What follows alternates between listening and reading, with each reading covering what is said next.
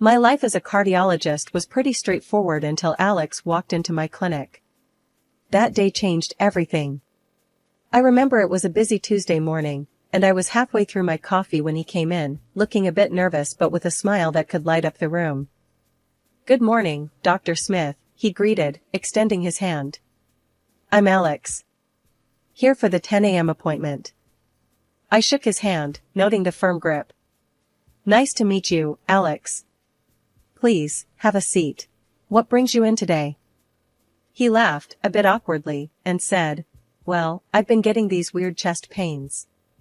"Probably nothing, but my buddy dared me to get it checked out," said I'm getting old. I couldn't help but smile. "Let's not jump to conclusions. We'll run some tests and see what's up. How old are you, if you don't mind me asking?" 32, he replied, with a grin. "But according to my friend, that's ancient." The consultation went smoothly. Alex was easy to talk to, and he had a way of making the mundane seem interesting. After the tests, I assured him there was nothing serious, just stress-related. He seemed relieved, but lingered a bit longer than necessary.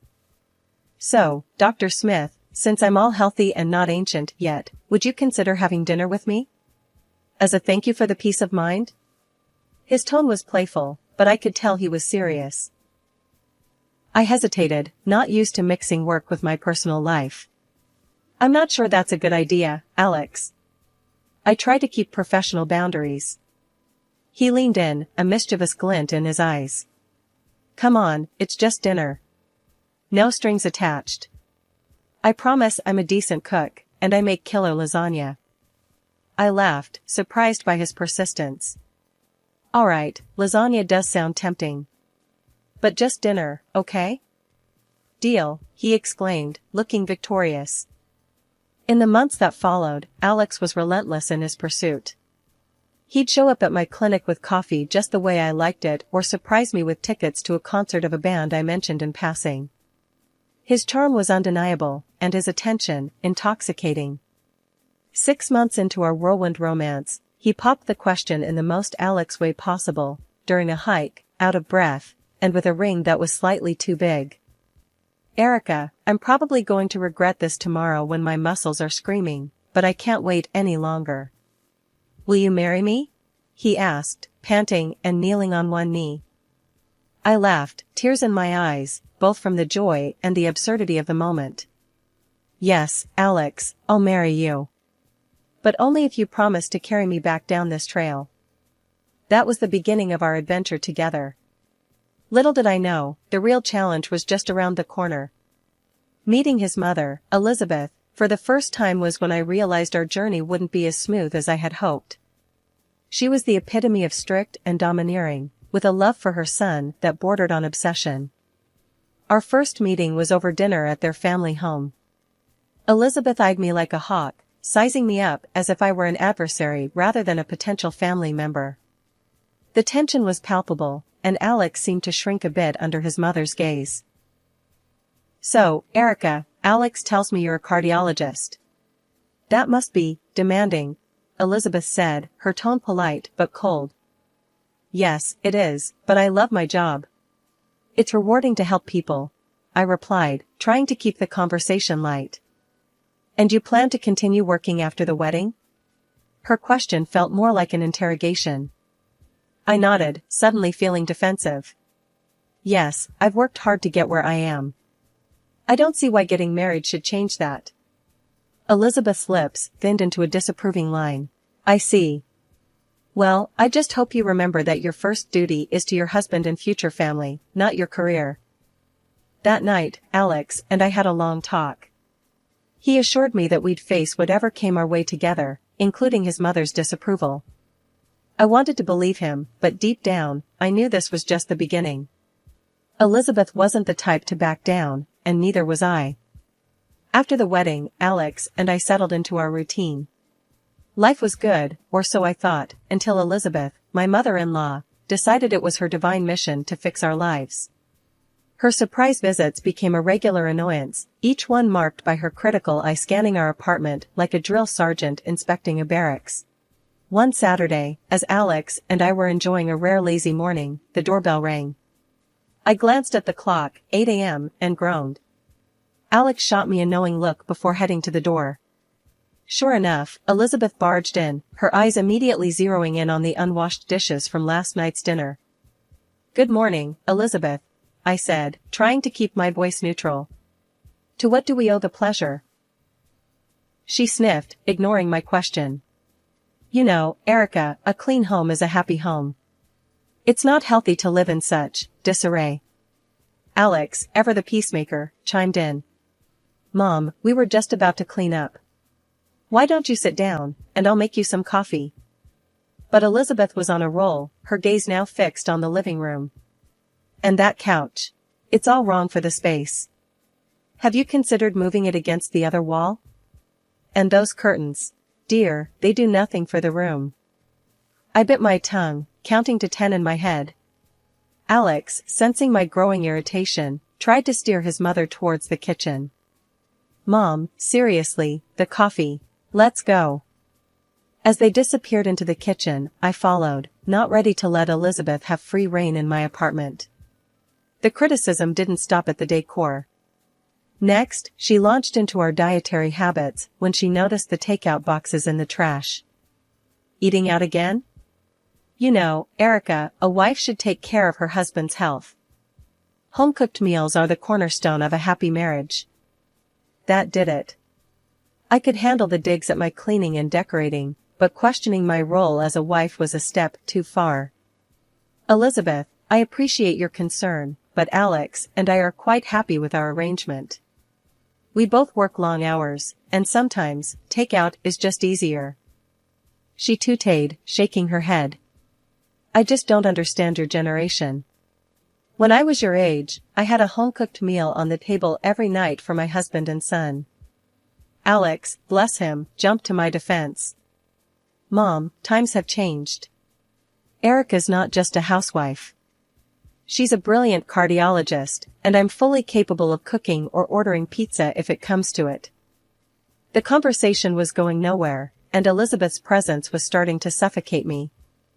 I excused myself, claiming a sudden headache, and retreated to our bedroom, leaving Alex to handle his mother. One day, the invasion reached a new level. Alex and I had planned a weekend getaway, just the two of us, to recharge. We returned home to find our apartment spotless, but not in the way we left it. Furniture was rearranged, new curtains hung in the living room, and our bedroom looked like it had been ripped out of a home decor magazine. "What the?" I started, my eyes wide as I took in the changes. Alex was equally shocked. Did we get robbed by an interior decorator? Before we could process everything, Alex's phone rang. It was Elizabeth, sounding far too pleased with herself. "Did you notice the changes? I couldn't stand to see your apartment in such a state. You'll thank me later." Alex's face turned red, his usual calm demeanor slipping. "Mom, why would you think this is okay? You can't just come in and rearrange our lives."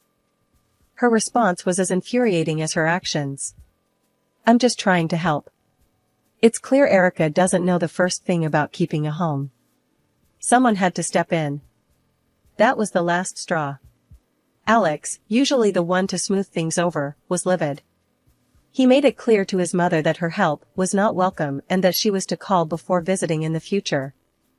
The news of the pregnancy came as a surprise. Not an unpleasant one, but a surprise nonetheless. I remember staring at the test, my heart racing, until Alex found me in the bathroom, my face probably a picture of shock and awe. "What's up, babe? You look like you've seen a ghost," he said, leaning against the doorway with that easy smile of his. I handed him the test without a word, watching as his expression shifted from curiosity to outright joy. "Seriously? We're gonna have a baby?" he whooped, lifting me off the ground in a tight hug.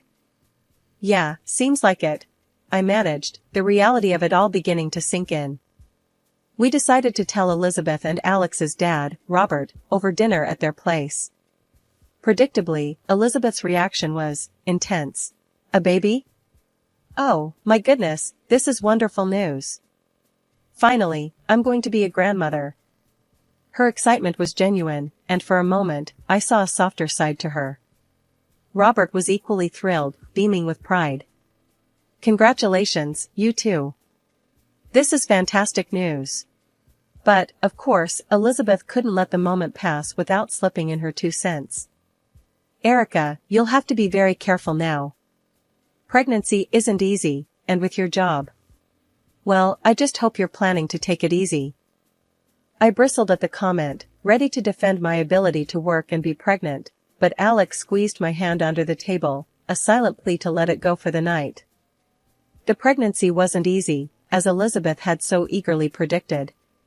My peanut allergy, always a nuisance, became a constant threat, requiring me to be extra vigilant. Elizabeth, ever the helpful in-law, had plenty to say about that too. During one particularly difficult week, when I was feeling run down and tired from juggling work and pregnancy, Elizabeth dropped by unannounced, as was her habit. "Erica, you look exhausted. Are you sure you should still be working? A woman in your condition needs to rest," she clucked, eyeing me like I was a fragile piece of china. I sighed, not in the mood for a lecture. "Elizabeth, I'm fine. My doctor says it's okay to work, and I need to stay active." "But your allergies, dear. It's just not safe.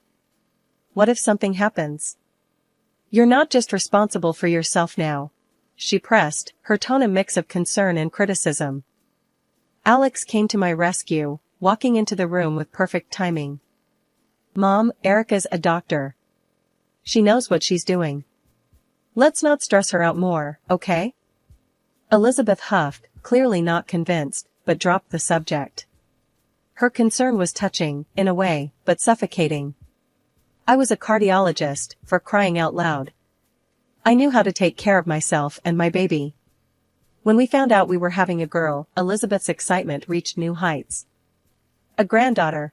Oh, Alex, we must start planning the baby shower immediately. And the nursery. Erica, have you thought about the nursery?" After Emily was born, I took a year off to be with her, which was amazing, but also isolating. I missed my work, my colleagues, and the part of me that thrived on helping others.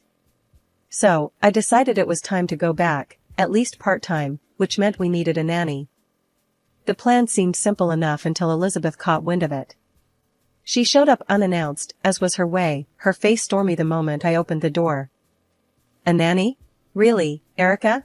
You're going to let a stranger raise our Emily?" She practically spat the words out, her disdain for the idea palpable. I sighed, bracing myself for the inevitable confrontation. "Elizabeth, it's not like that. I'm going back to work part-time. We need someone to watch Emily, and what? I'm not good enough to watch my own granddaughter." She cut in, her voice rising with each word. It wasn't that she wasn't good enough, it was just that.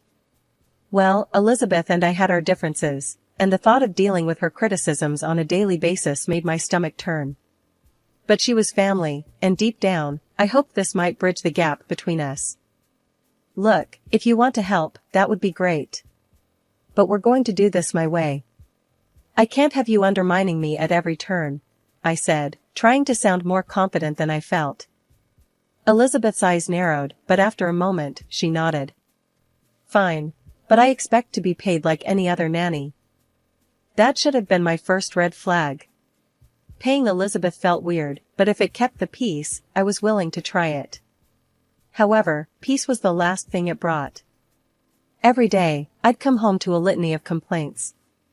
"You're out of laundry detergent again," or, "I had to throw out that stale bread. Don't you ever clean out your pantry?" It was relentless.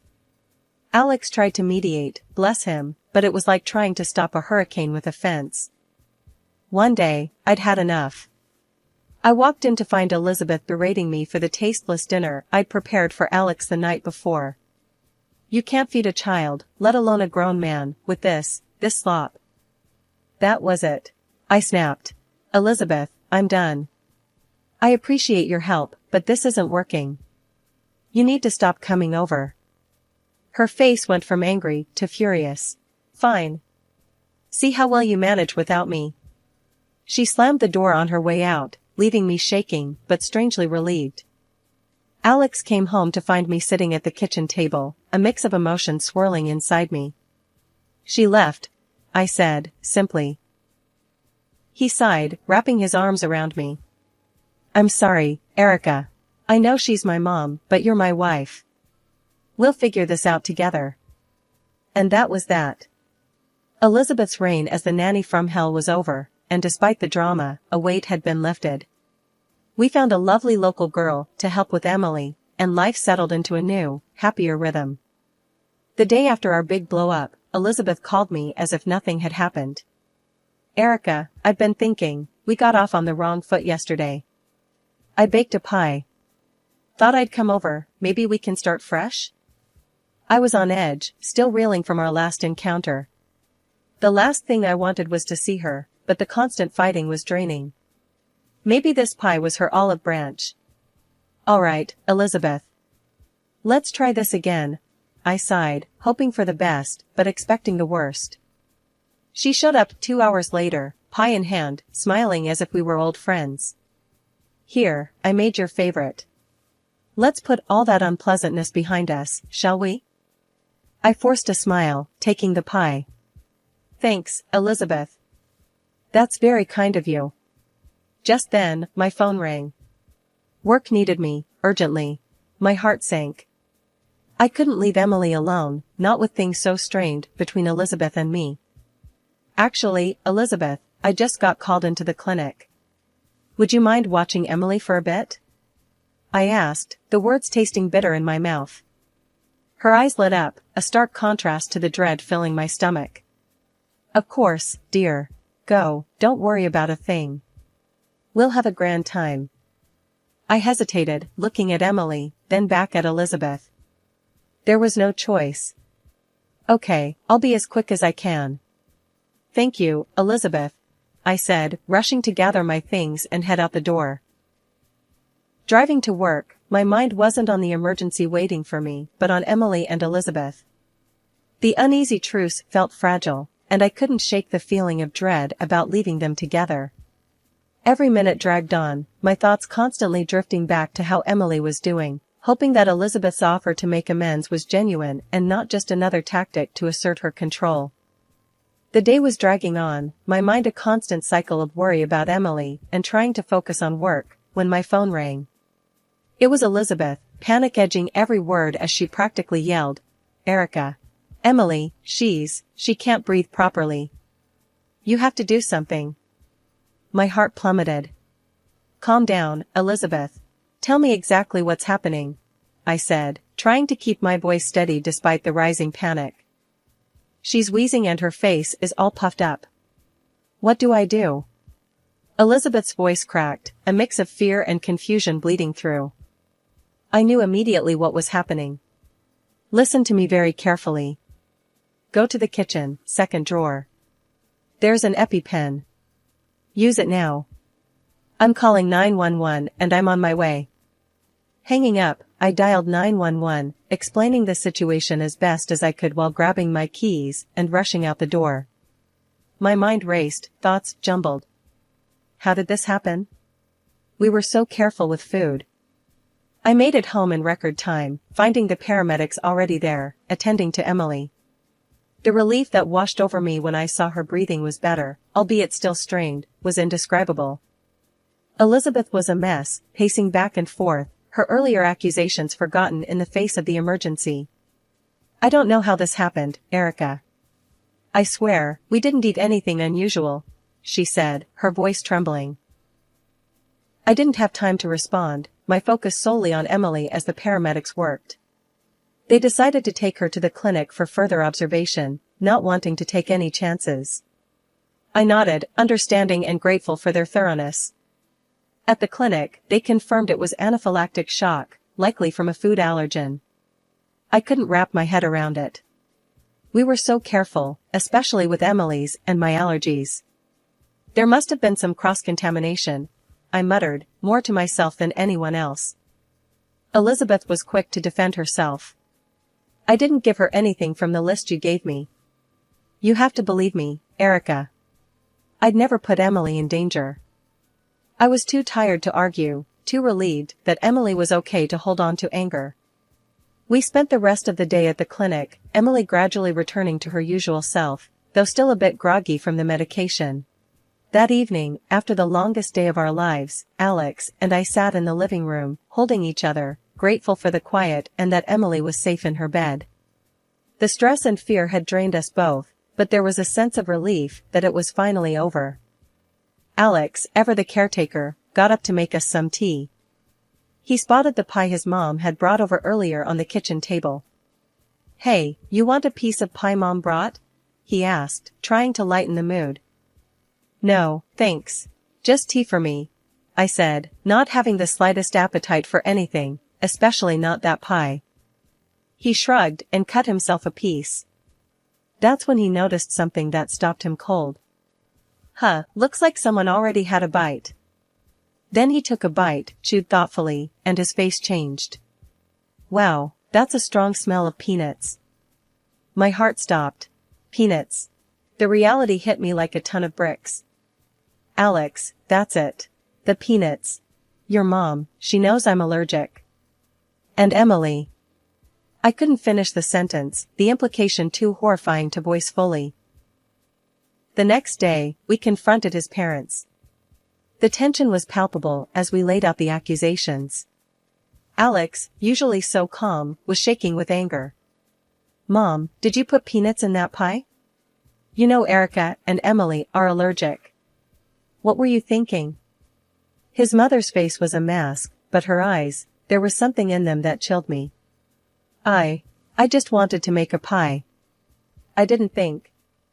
But Alex wasn't having any of it. Didn't think? Or didn't care? "You could have killed our daughter."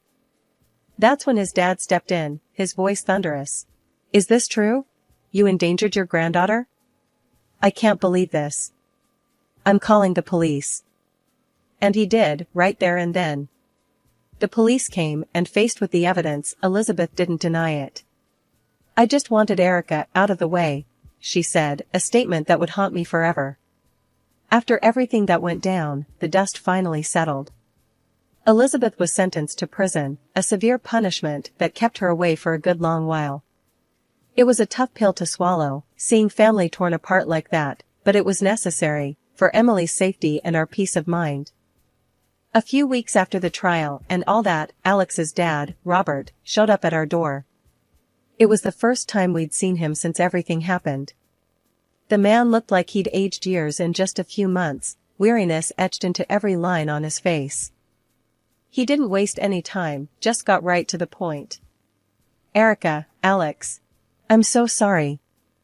For what Elizabeth did. I can't even begin to. I just never thought." Alex cut him off, not unkindly. "Dad, it's okay. We know you had nothing to do with it." Robert nodded, his eyes misty. "I brought something for Emily. And, if it's all right with you, I'd like to see her. Missed her like crazy." Looking at Alex, we shared a silent conversation. This was his dad, Emily's granddad. Family, despite the chaos and hurt. "Of course, she'd love to see you, Robert. Wouldn't you, Emmy?" I said, turning to our daughter, who was eyeing the big bag of gifts with wide, curious eyes. "Grandpa," Emily squealed, recognizing him instantly. The joy in Robert's eyes was unmistakable as he knelt down to hug her, handing over the gifts one by one, each wrapped with care. Later, sitting down with cups of coffee, Robert spoke up again. "I've filed for divorce. Can't stay married to someone capable of, well, you know. It's hard, after all these years, but it's for the best." Alex put a hand on his father's shoulder. "It's going to be okay, Dad. We're here for you. We're family." "Yeah," I added, squeezing Alex's hand. "We'll get through this together. And hey, Emmy's got her grandpa back. That's all that matters." Robert smiled, a genuine, relieved smile. "Thank you, both of you. Means the world to me. I just want to be a part of your lives, and Emmy's. Make up for lost time." And that was our new beginning. A fresh start, not just for us, but for Robert too. Life had thrown us a curveball, but we'd caught it, and now, we were moving forward, together.